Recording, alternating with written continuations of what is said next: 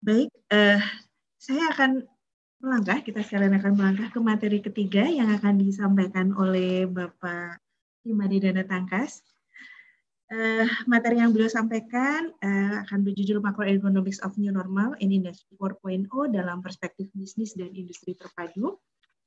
Sebelum Pak Madi Dana menyampaikan materi beliau, saya akan sampaikan kurikulum vitae dari beliau. Bapak Insinyur Imadi Dana Tangkas, MSI, IPU, EIR, dilahirkan di Tabanan, Bali pada tahun 1965. Beliau menyelesaikan pendidikan S1 di Teknik Industri ITB pada tahun 1984. Pada tahun 2014, beliau memperoleh gelar Master of Economic Development dari University of National Development. Beliau sudah 30 tahun lebih berkarir di industri otomotif, khususnya di Toyota dan Astra. Di antaranya pernah menjadi VP, Direktur Toyota Motor Asia Pasifik pada tahun 2010 sampai 2012 yang membawai production engineering untuk 13 negara. Saat ini beliau menjabat sebagai anggota Board of Directors dan Senior Executive Advisory Group di Toyota Indonesia. Selain itu, beliau adalah CEO dan founder dari IBIMA, Insan Bisnis Industri Manufaktur Indonesia, dan Presiden Direktur dan founder dari PT Nusa Dhanata Mahaluka. Pada saat ini, beliau juga aktif di berbagai organisasi, diantaranya sebagai pendiri dan CEO Institut Otomotif Indonesia atau IOI, Ketua BKTIPI, Ketua Ikatan Alumni Teknik Industri ITB, anggota Dewan Penasehat PIKO, Perkumpulan Industri Kecil Menengah Komponen Otomotif Indonesia. Beliau juga telah banyak menerima penghargaan, diantaranya Ganesha Wirya Jasa Utama dalam bidang otomotif manufacturing dari Rektor Institut Teknologi Bandung pada tahun 2012, kemudian Distinguished Service Award in International Industrial Engineering and Operation Management, Operation Management Forum atau komite pada tahun 2014. Kemudian belum menerima sertifikasi IPU dari BKTIPI pada tahun 2017 dan Asian Engineer Register pada tahun 2018.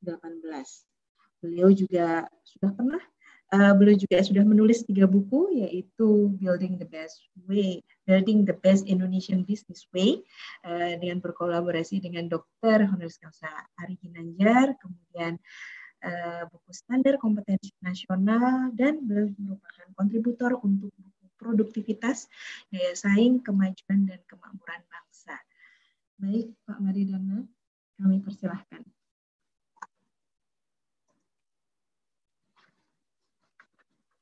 Pak Made, mohon maaf, masih di mute, Pak. Untuk mikrofonnya, barangkali bisa di-unmute. Oke, baik. Selamat pagi, Bapak-Bapak, Ibu-Ibu semua. Selamat pagi, Pak. Ya, terima kasih atas kesempatannya dan yang terhormat Ketua PI, Pak Profesor Yasserli, dan juga senior kita Bapak Sri Tomo, dan juga tadi saya lihat ada Bapak Heru, ya Pak Iskandar, Ibu Nurul, dan juga Bapak Ibu-Ibu semua hadirin audien yang tidak bisa saya sebutkan satu persatu. Terima kasih atas kesempatan. Tadi kita sudah mendengarkan 2 pembicara mahaguru ergonomi Indonesia luar biasa sekali, Pak.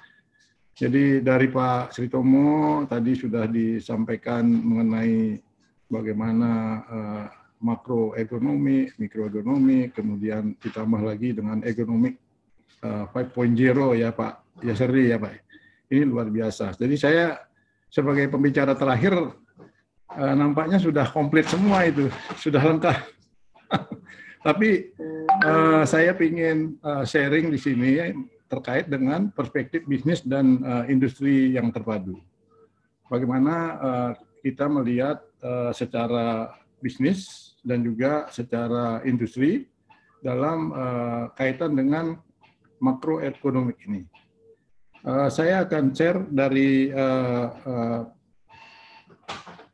screen saya. Apakah sudah kelihatan, Ibu Ratna? Sudah, Pak. Sudah. Oke, baik.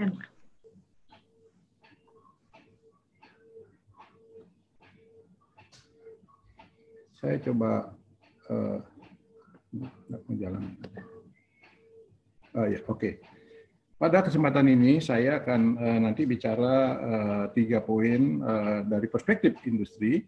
Yang pertama nanti melihat dari kondisi wabah, kemudian bisnis dan industri, kemudian nanti ada aplikasi makroekonomi, dan juga yang terakhir nanti aplikasi di era new normal dengan industri 4.0.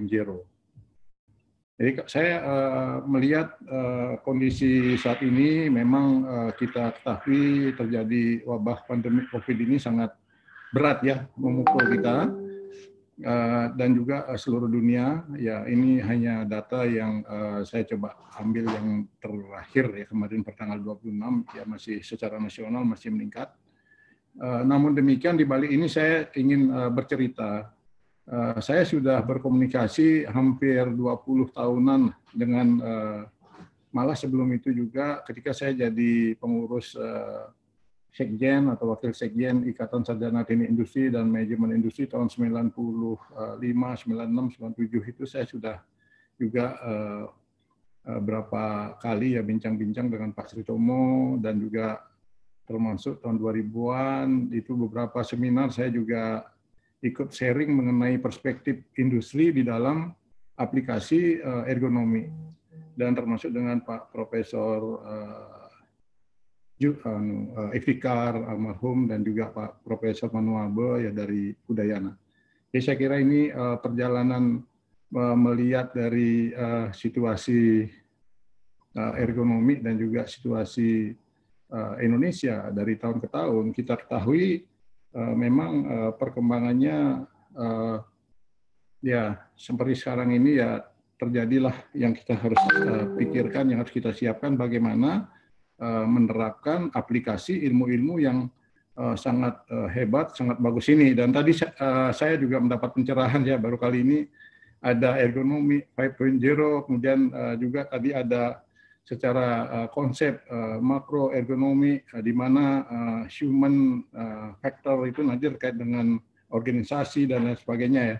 Saya kalau saya lihat dari perspektif kegiatan industri dengan apa yang kita sekarang sampai berdampak terkait dengan wabah COVID ini, itu bisa, kalau boleh saya sedikit mengambil sedikit ke belakang pengalaman saya dengan mengikuti perkembangan teknik industri, dan khususnya ini ilmu core yang saya kira sangat penting sekali di dalam penerapannya di dunia industri, dan ini harus kita perkenalkan dengan para pimpinan industri gitu ya, sehingga nanti job title atau job requirement atau malah yang bekerja dari staff, engineer sampai manajer sampai nanti menjadi director dan juga sampai nanti menjadi katakan membuat business owner ya, itu bisa kita aplikasikan ilmu ini melihat secara mikro maupun secara makro. Karena tadi sangat lengkap sekali sebenarnya, dan fondasi dasar dari penerapan efisiensi dan produktivitas maupun juga terkait dengan demand dan supply itu berdasar di sini gitu ya.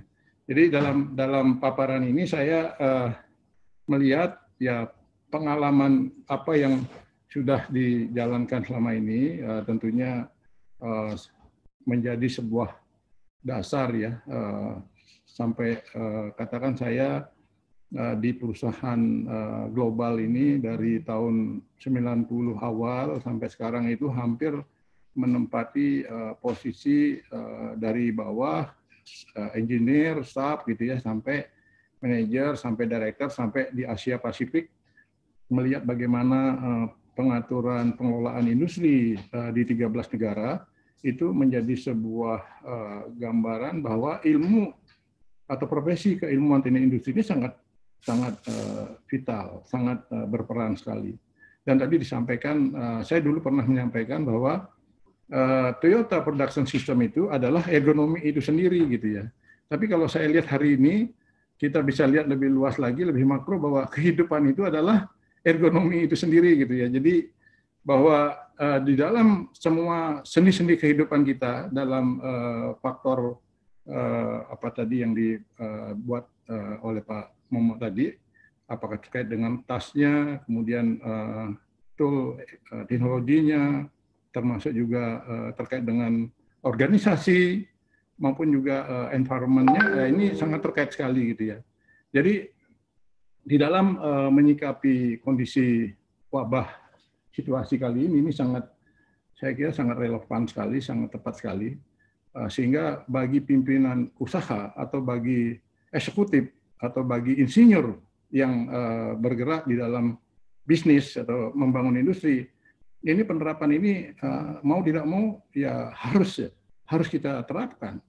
Ya, apalagi kalau kita lihat perspektif wabah ini kan akan mengguncang berbagai hal dengan tren-tren adaptasi yang berubah ke depan. Ya, seperti misalnya perlu R&D ya, bagaimana kita memang harus menyikapi R&D-nya. Termasuk juga kerentanan cyber security, karena kita sudah lebih banyak sekarang remote working atau work from home. Nah, ini menggunakan, termasuk juga adanya perubahan perdagangan dengan menggunakan e-commerce dan demand and supply, gitu ya, harus diatur. Apalagi tadi dengan industri 4.0, termasuk nanti ergonomi 5.0. Nah, ini diaplikasikan di dalam mengelola, menata perusahaan itu. Dan juga termasuk tadi memikirkan bagaimana perancangan atau juga diversifikasi produk, inovasi produk, proses, dan servisnya, pelayanannya. Ini menjadi sebuah hal yang harus terpadu, harus kita lihat dalam dampak daripada wabah dan juga mengimbas kepada krisis ekonomi.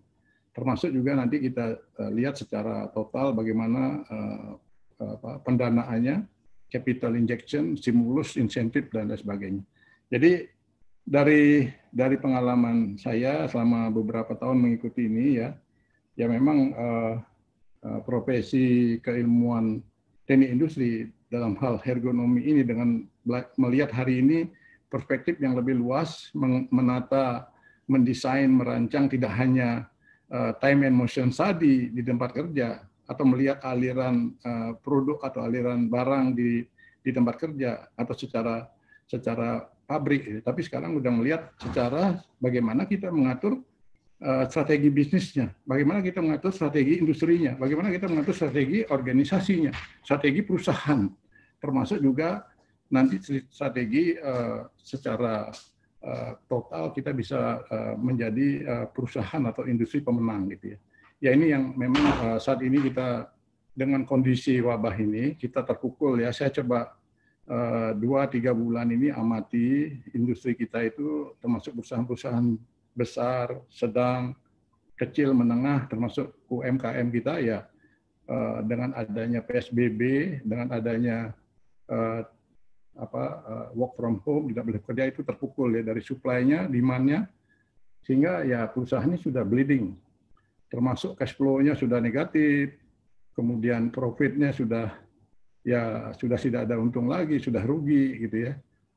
Apalagi terdampak dengan demand turun 50%, ada yang 40%, 20%, ada yang 80%.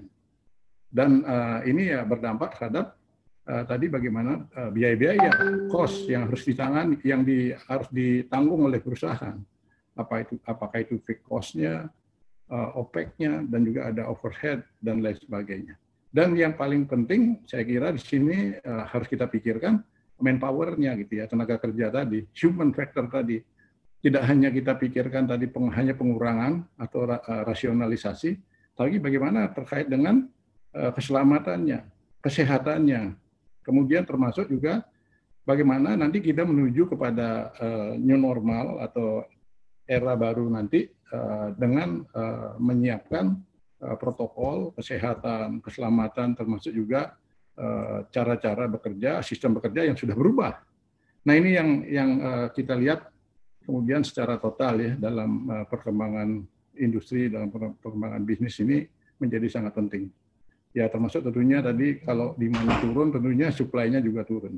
Dan memang yang terberat sekarang yang kita hadapi di Indonesia dalam kaitan nanti aplikasi makroekonomik ini adalah situasi pemerintah, kemudian tadi dikatakan kita ya sudah katakan sekarang ini industrinya sudah turun gitu ya, kemudian banyak terjadi pengangguran, PHK, kemudian juga dengan adanya banyak industri besar juga drop gitu. Nah, ini yang harus kembali kita bangun bersama bagaimana mengoptimumkan peran kita untuk ikut berperan membangun industri dan bisnis Indonesia. Jadi di sini saya coba kasih beberapa gambaran. Gambaran ini sebagai contoh saja bahwa perusahaan sudah mulai menurun ya, performa dari storage, transportation, construction, finance, dan manufacturing.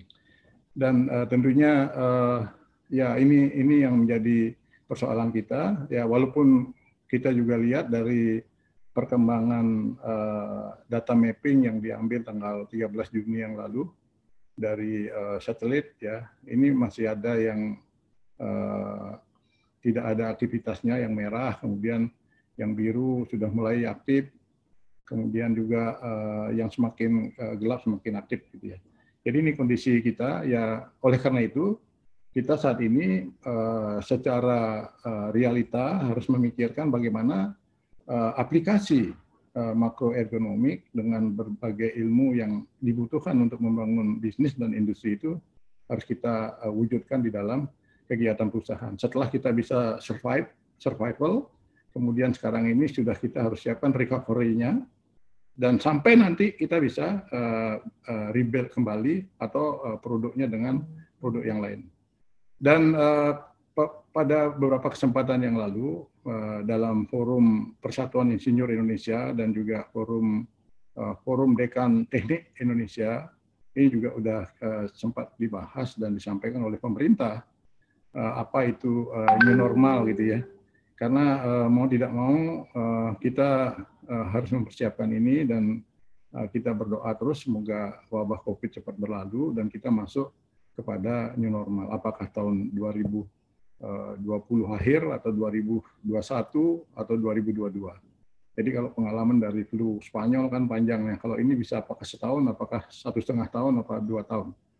Dan tentunya di dalam tatanan new normal ini kita harus siapkan bagaimana bentuk adaptasi manusia pada masa pandemi COVID ini bisa kita kembangkan ya, untuk bisa tetap melakukan kegiatan sosial ekonomi yang produktif dan juga bisa tetap aman.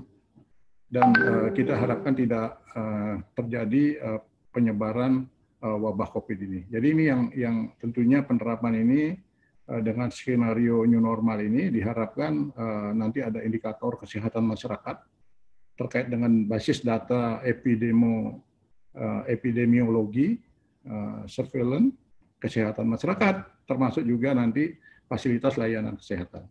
Dan yang tentunya kita juga harus lihat persyaratannya ya, bagaimana di dalam sektor publik ini protokol kesehatan di setiap sektor publik harus disiapkan, kemudian kesadaran, kepatuhan, dan kedisiplinan masyarakat mengikuti aturan-aturan maupun rambu-rambu atau signboard atau tata aturan yang ada di tempat publik. Nah ini saya kira sebagai salah satu contoh, ini juga menjadi suatu tatanan baru yang harus kita pikirkan secara makro ergonomik bagaimana aplikasinya. Nanti saya akan bicara, tadi sudah banyak secara strategi, konsep, dan juga pemikiran yang sangat luar biasa tadi ya dari Pak Prof. Yasserli dan juga Pak Momo, guru kita ini juga. Saya dari 2000-an, tahun 2000-an ini terus belajar ya, hingga sampai sekarang berbicara industri ini, saya ingat sekali ketika Toyota dengan Lean industrinya ini berjalan, bagaimana pendekatan mikro, ekonomi, kemudian makro, kemudian sampai akhirnya kita punya just in time ya, mengelola demand dan supply, termasuk juga kita punya JIDOKA gitu ya, bagaimana membuat produk built-in quality dengan segala aturan standarnya, dengan control item, control point yang berkelas dunia gitu ya, sehingga kita bisa menghasilkan produk yang the best quality dan harga bersaing, termasuk juga pengiriman tepat waktu, termasuk juga yang lalu kita juga bahas bagaimana penerapan standarisasi, standar antara manusia, material, mesin, dan metode, termasuk bagaimana kaitan dengan lingkungan. Jadi saya sempat sampaikan lalu bahwa yang membuat standar semua pekerjaan di dalam industri, dalam pabrik atau di dalam perusahaan itu dikerjakan oleh operator yang didukung oleh engineering. Jadi tidak hanya dari perspektif engineering semata atau tidak dari perspektif operator semata, tapi ada perpaduan melihat antara helicopter view dengan reality operation yang dihadapi, sehingga ini menjadi optimum the best standar yang bisa dibuat. Apakah itu nanti dalam bidang safety, environment, quality, termasuk juga ada standar terkait dengan biaya yang mengkaitkan tadi dengan 4M. Jadi saya kira ini yang kemudian berkembang ya dalam perjalanannya sampai sekarang dengan pengalaman Indonesia ya barangkali tidak banyak perusahaan Indonesia ini yang komplit ya menjalankan itu karena memang dibutuhkan peran leader, peran pemimpin gitu ya, sehingga kita berharap nanti banyak alumni lulusan teknik industri yang bisa menjalankan ini di perusahaan, yang bisa memimpin ini di perusahaan, dan pada akhirnya perusahaan yang jumlahnya 5.000, 10.000, 20.000 ini berkembang di Indonesia, perusahaan industri, nah itu bisa digerakkan oleh orang-orang ahli dari teknik industri dengan konsep ergonomi makro dan mikroekonomi ini. Saya kira ini sebagai sebuah tantangan kita juga ke depan. Dan sampai pada akhirnya ya perjalanan itu kita bahas yang lalu, dan akhirnya tibalah gilirannya sekarang memikirkan lebih luas lagi. Bagaimana sebagai business owner, bagaimana sebagai yang memikirkan lebih luas lagi untuk mengelola industri kita, perusahaan kita efisien, efektif, dan industri kita juga terintegrasi, terpadu. Nah, sehingga di dalam paparan itu, di dalam pengalaman itu, saat ini kita dihadapkan dengan pandemi COVID, dan juga tahun 2018 bulan April sudah dicanangkan adanya Making Indonesia 4.0 dengan konsep industri 4.0. Ya, kalau kita boleh tambahkan formulasi ini secara sederhana ya, industri 4.0 ditambah pandemi COVID-19 ini menjadi new normal kita gitu kan.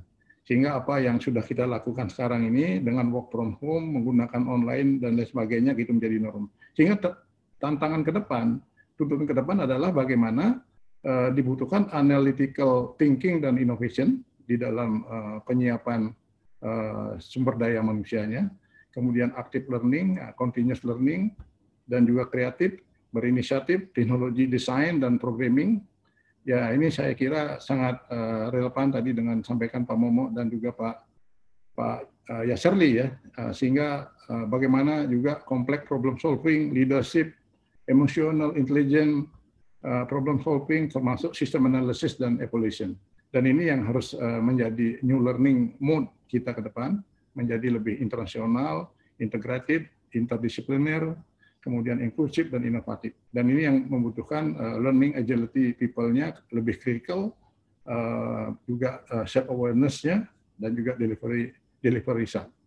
Jadi dalam situasi new normal itu mengarah ke sana, pemerintah juga sudah sebenarnya sudah mencanangkan, cuman bagaimana caranya mensosialisasikan ini atau mengerjakan ini bersama dengan pelaku industri atau pelaku usaha atau masyarakat Indonesia supaya bisa dijalankan atau bisa dipahami gitu ya. Saya kira ini yang menjadi tantangan kita ke depan, walaupun di sini sudah disampaikan bahwa pasca COVID dengan menuju new normal ini ada transformasi ekonomi yang disebut dengan resetting ya. Ada resetting dan juga transformasi ekonomi. Berbicara industri 4.0, transformasi digital, ya kita baru saja kemarin berbicara dengan teman-teman dari ITB, alumni membicarakan transformasi digital dan industri 4.0, termasuk juga ke depan banyak lagi hal-hal yang harus kita siapkan, UMKM dengan platform digitalnya, termasuk fintech dan juga energi terbarukan. Nah ini yang menjadi paduan bagaimana antara pemerintah dengan masyarakat dan dunia usaha dan akademisi harus mencari cara upaya supaya bisa ini cepat bisa kita jalankan cepat sehingga akhirnya kita bisa mendrive industri kita. Dan saya di sini saya akan berikan contoh apa yang sudah dilakukan dan juga bagaimana kita melihat ini ke depan. Sebenarnya dalam aplikasi makroergonomik ini kita berharap bisa kita aplikasikan dalam konteks pengembangan bisnis dan industri yang terpadu gitu. Jadi melihat dari industri primer, sekunder dan tersier, termasuk bagaimana penerapan aplikasi di dalam masing-masing industri hulu antara hilir gitu ya. Ya ini yang memang perlu kita rubah paradigma kita bahwa kita harusnya sebagai business owner, kita harusnya sebagai petinggi atau yang mengelola sumber daya alam itu, sumber daya manusia itu dengan teknologi ya tentunya yang kita miliki. Ya ini yang barangkali sekarang masih jadi kelemahan kita. Inovasi dan teknologinya nih perlu ditingkatkan gitu ya supaya dari dunia perguruan tinggi atau dari para e-goers dan bapak-bapak, ibu-ibu yang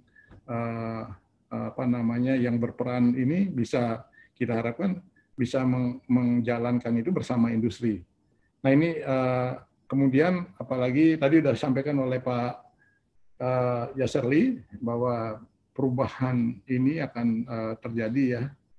Apakah itu termasuk Pak Momo juga bahwa dengan adanya wabah COVID ini kita berdampak terhadap aplikasi makroekonomik terkait dengan kegiatan organisasi, kelembagaan, perilaku kehidupan manusia yang mengakibatkan perubahan perilaku pasar dan juga perilaku industri setelah new normal. Jadi ini kalau bisa kita lihat di sini bahwa makroergonomi ini sangat penting bagaimana nanti mendrive, mengisi perubahan-perubahan ini sehingga secara perilaku katakan kehidupan manusia ya tentunya sekarang ini dengan menggunakan media virtual, digital, work from home, stay at home, menghindari kerumunan dan lain sebagainya, ini bisa kita praktekkan tadi keilmuan itu dengan secara konkret, secara real, kemudian juga termasuk mengikuti perubahan pasar. Ya, jadi ketika demand-nya sekarang ini kita lihat sudah banyak berdasarkan online, e-commerce, dan juga seperti makanan aja ya kita beli udah food delivery, restorannya buka tapi hanya melayani food delivery, dan juga platform digital itu ada sekarang ini ada broadcasting, ada juga online e-learning, e-training, ya media sosial itu sangat tumbuh sangat pesat.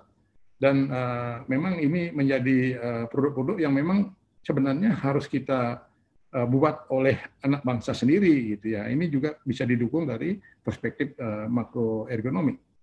Dan perubahan pola industri sudah mengarah kepada efisiensi, produktivitas, otomasi produksi, termasuk juga menggunakan teknologi virtual, artificial intelligence, diversifikasi, inovasi, dan yang paling penting adalah yang saya lihat dalam situasi wabah COVID ini menuju new normal adalah how to utilize our local resources. Gitu.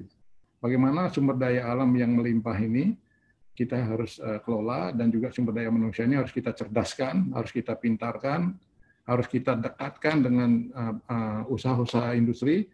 Kalau bisa harus kita angkat, ya, harus kita naikkan menjadi tidak hanya sebagai pekerja profesional, tapi nanti sebagai pengusaha atau sebagai business owner, sebagai pengelola yang mengerti mengatur tatanan industri secara total. Sehingga dengan new normal ini, artinya kita mendapat hikmah yang terbesar gitu ya.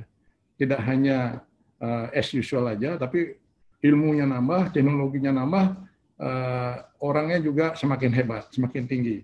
Nah ini yang kita harapkan nanti menjadi gerakan ke depan. Ya dalam hal itu memang jadi pertanyaan besar ya sampai sekarang ini adalah bagaimana mengolah atau mengelola sumber daya alam dan sumber daya manusia itu, apalagi terutama dengan ilmu atau dengan profesi teknik industri ini. Apakah sampai saat ini sudah bisa matching dengan kebutuhan industri atau kebutuhan bisnis atau kebutuhan masyarakat atau program pemerintah atau bagaimana? Nah ini yang menjadi pertanyaan besar yang harus kita nanti bersama forum komunitas teknik industri Indonesia atau bersama dengan PII, BKTI, kami berharap sekali peran tadi yang kita bahas di depan dan apa yang saya sampaikan tadi ingin mengangkat terus peran teknik industri, peran ergonomi sehingga kita bisa benar-benar mewujudkan industri yang mandiri, ya, yang maju dan sejahtera. Nah, sehingga dalam konteks ini lebih detail ini ada sebuah pemikiran melihat kondisi health, safety dan makro ergonomi, ya. Jadi kita mempertimbangkan selalu terkait juga dengan government policy dan business sustainability.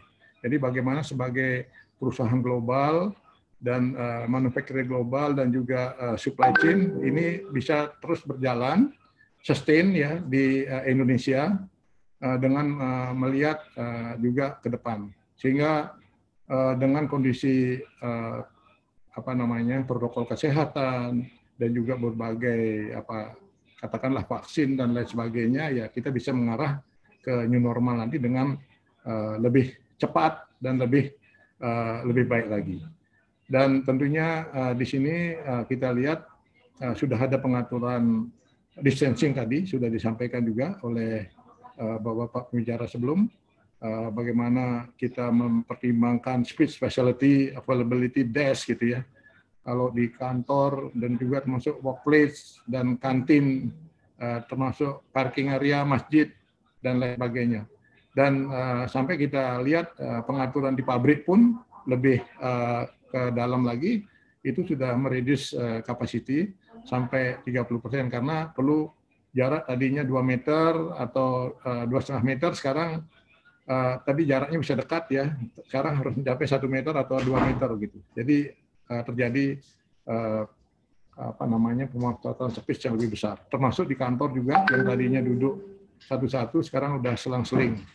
Dan ini saya kira juga menjadi pertimbangan kita secara lebih makro lagi. Tadi sudah sampaikan oleh Pak Momo bahwa bagaimana optimize production condition ini sehingga jumlah tenaga kerja headcount dari segi organisasi dan juga seluruh fasilitas yang digunakan itu harus direncanakan. Dan sehingga ini menjadi operasi perusahaan yang optimum, ya. Nah, saya kira ini juga tadi sudah disampaikan oleh Pak Yasserli. Dan di dalam prakteknya juga kita melihat bagaimana mengatur dari rumah, kemudian di perjalanan, sampai di kantor. Nah, itu kan harus ada regulasi dan juga ada protokol, ada aturan-aturan yang harus diikuti, termasuk mengecek temperatur, cuci tangan, ada hand sanitizer, menggunakan sarung tangan, menggunakan masker, menggunakan face cover gitu, ya. Termasuk di pabrik ada face shield ini, dan juga ada tempat-tempat tertentu yang harus dilapisi, ditutup dengan plastik gitu, ya, supaya udara yang ada di pabrik itu tidak menyebar kemana-mana. Sehingga secara umum pun perlu ditambah marka-marka tadi, adanya signboard atau sign mark di mana boleh berdiri, di mana tidak, terus jaraknya berapa. Nah, kemudian rambu-rambu ini yang tentunya dipasang di berbagai tempat. Dan saya kira ini kaitannya nanti tidak hanya di pabrik, tapi juga ke supplier, ke dealer, sampai ke showroom, sampai ke mall gitu, ya, ke toko. Nah, ini yang harus dirancang secara total sehingga kita sebagai industri atau kita sebagai pengusaha juga melihat nanti ke di masa COVID ini seperti ini, termasuk juga nanti persiapan kepada new normal. Dan di area perkantoran juga kita lihat parkir gitu, ya, sudah mulai diselang-seling, parkir motor, mobil, kemudian juga kalau bawa jaket, bawa helmet, dan ada jas hujan gitu, ya, harus ditempatkan di tempat khusus tertentu, kemudian termasuk di ruang rokok atau di lift gitu, ya, cuci tangan. Nah, itu harus diatur di elevator, di lift semua, toilet juga diatur sampai lobby, tempat menerima tamu, kantin, dan tentunya juga ada banner, ada campaign. Nah, ini yang selalu reminder kita, ya. Ya, inilah yang tadi saya kira secara mikro ergonomi termasuk tadi yang mikro ya, ini bisa menjadi sebuah kegiatan yang terpadu di dalam perusahaan maupun di tempat public area dan juga di partner perusahaan yang lain. Dan selain itu ya memang perlu sekali ditambahkan dengan beberapa facility, ada health inspector, daily patrol, termasuk juga ada formulir yang dilengkapi, termasuk kita juga kembangkan sekarang ini dengan tracking, di tracking itu seluruh karyawan, katakan 5.000, 6.000 itu di tracking, ada posisi di mana, terus apakah dia pergi keluar kota atau pergi pulang ke rumah itu diikuti. Jadi ini sudah sampai demikian, kita buatkan sistem dan prosedurnya, sistemnya. Jadi ini udah masuk dalam aplikasi industri 4.0 juga ya, dalam tidak hanya dalam bentuk fisik tapi juga dalam sistem dengan menggunakan internet. Dan saya kira ini yang diatur di pabrik, di klinik, di kantin, di production process. Ya, ini yang menjadi gambaran dan memang tantangan kita ke depan seperti tadi sudah disampaikan adalah bagaimana kita bisa mengaplikasikan semua pengalaman ini, pengalaman yang lalu, pengalaman ini sampai ke depan. Nah, kalau bisa dikatakan pemerintah Indonesia sudah membuat gerakan Industri 4.0 ini dari bulan April tahun 2018 dan sudah diakses sekitar 230-an perusahaan. Itu bagaimana kondisinya, ada yang memang masih 2.0, 2.5, ada. Ya kalau Toyota juga termasuk perusahaan-perusahaan Daihatsu, yang lainnya juga dilihat ya, ada yang 3.1, 3.2, 3.25 gitu ya. Jadi ini masih dalam proses. Namun demikian dalam ke depan ini tantangan yang memang harus kita siapkan adalah bagaimana di dalam new normal nanti kita bisa membuat pendekatan-pendekatan yang progresif dan juga terkait dengan disruptif ya. Seperti sekarang ini kita kenal 6D gitu kan, ada kunci dalam menyikapi new normal maupun industri 4.0 itu ada 6D, ada democratization dengan 3D printing, drone, digitalization, kemudian ada disintermediation, ada robotik, kemudian juga ada demonetization, ada platform, jadi live as a services, termasuk juga nanti ada decentralization dengan blockchain, dan juga ada dematerialization dengan fintech, e-payment, dan sebagainya. Nah, di dalam kerangka itu, saya juga ingin mengajak dalam elemen triple helix maupun juga pentahelix, bahwa program pemerintah ini dengan kondisi wabah COVID dan juga beberapa stimulus insentif yang sudah ada, ini bagaimana kita bisa menjalankan, mewujudkan di dalam kegiatan industri kita menuju new normal.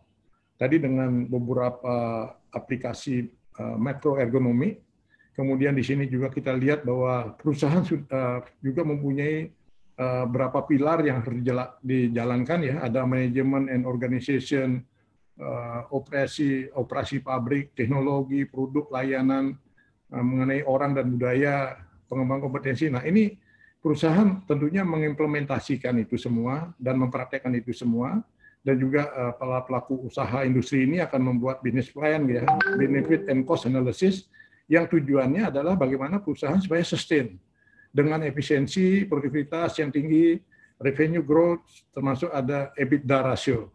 Nah, ini saya kira ilmu-ilmu teknik industri semua ini yang kemudian dengan makroergonomi itu bisa kita elaborate ya di dalam penerapannya, ya termasuk mendukung program 10 prioritas nasional ini yang tentunya juga perlu dukungan dari profesi teknik industri ya, supaya dari pemerintah, kementerian, lembaga, ya oke lah sementara ini jalan, ada periodical review gitu, kemudian ada bagaimana melihat wabah ini bisa direfleksikan ya.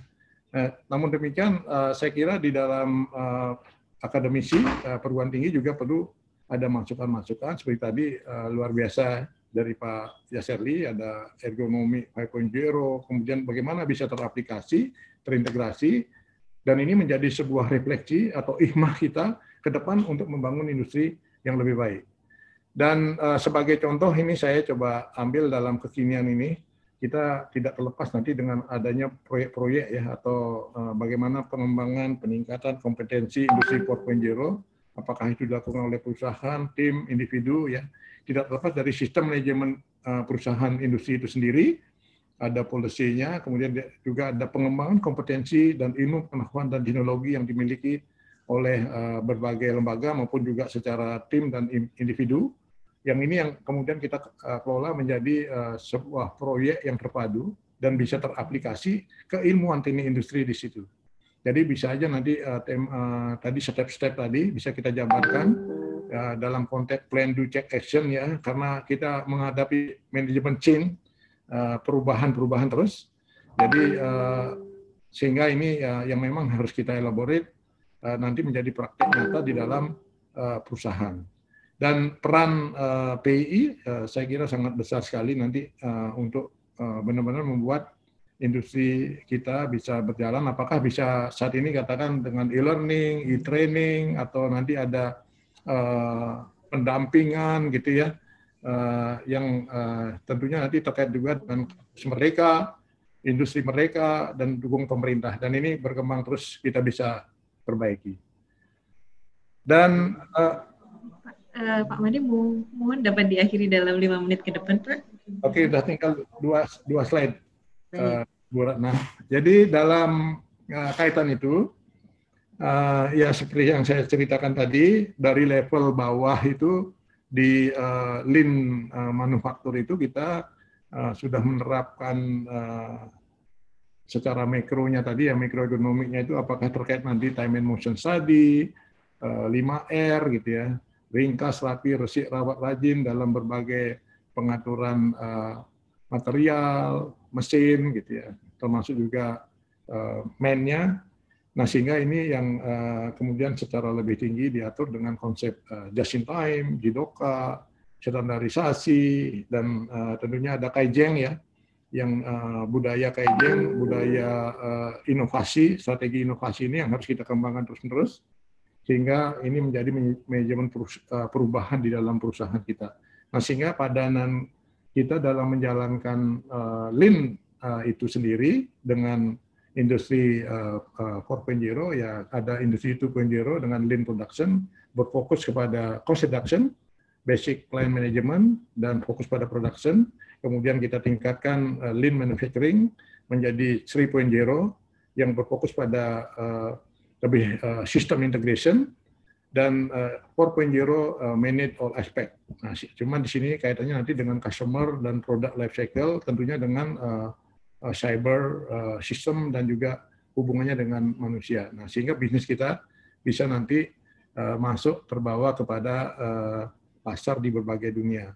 Sehingga produk-produk yang dari UKM kalau bisa ya, jual ikan atau jual sayur, buah atau apa ya, bisa dikenal di daerahnya itu sendiri, kemudian di provinsi, kemudian di secara nasional, dan bila perlu ke global. Ya, sampai kemarin malam kita juga memikirkan bagaimana supaya Indonesia ini bisa menjadi pusat dapur dunia. Bukan hanya Thailand, Indonesia dengan berbagai kekuatan industri, bukan hanya bikin mobil, tapi juga bikin membuat pengembangan industri agro, sehingga Indonesia bisa mengolah semua sumber daya alam dari laut, dari darat, itu menjadi pusat dapur dunia. Nah, ini yang saya kira menjadi tantangan kita ke depan dalam aplikasi yang lebih luas.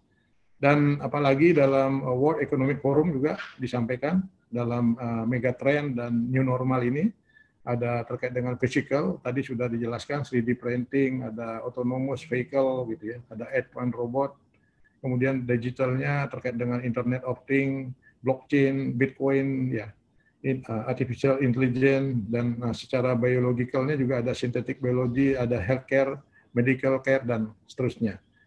Dan ini yang terakhir, saya kira dalam implementasi bisnis dan industri 4.0 ini kita harus melihat secara terpadu bagaimana tadi yang sudah menjadi konsep dasar itu bisa dijalankan gitu ya. Jadi saya sering sekarang ini menyampaikan pada teman-teman sudah saatnya teknik industri harus turun ke gelanggang perang gitu ya, menghadapi berbagai permasalahan negeri ini dalam bidang industri dan bisnis, menggunakan ilmu-ilmunya dan menjadi tuan rumah di negeri sendiri gitu.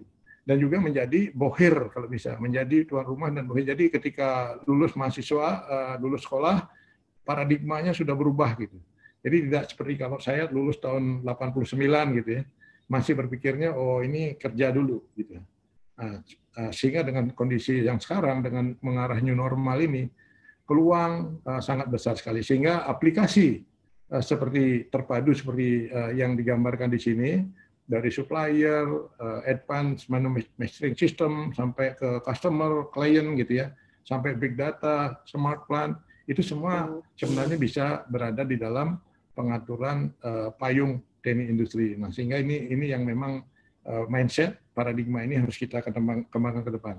Dan saya kira ini yang menjadi paparan saya terakhir, dan semoga apa yang tadi sudah disampaikan Pak Momo juga ya, Pak Yasserli bisa nyambung ya, dengan pandemik ini kita bisa mempercepat implementasi 4.0 dan juga masuk pada ergonomi 5.0 dan juga peran ergowers dan juga peran teknik industri bisa tertancap, bisa nyata, bisa kita lakukan untuk membangun perubahan new normal khususnya dan juga membangun industri Indonesia yang kita cintai. Saya kira demikian. Terima kasih. Wassalamualaikum warahmatullahi wabarakatuh. Assalamualaikum. Terima kasih banyak atas paparan materinya Pak Made Dana Tangkas.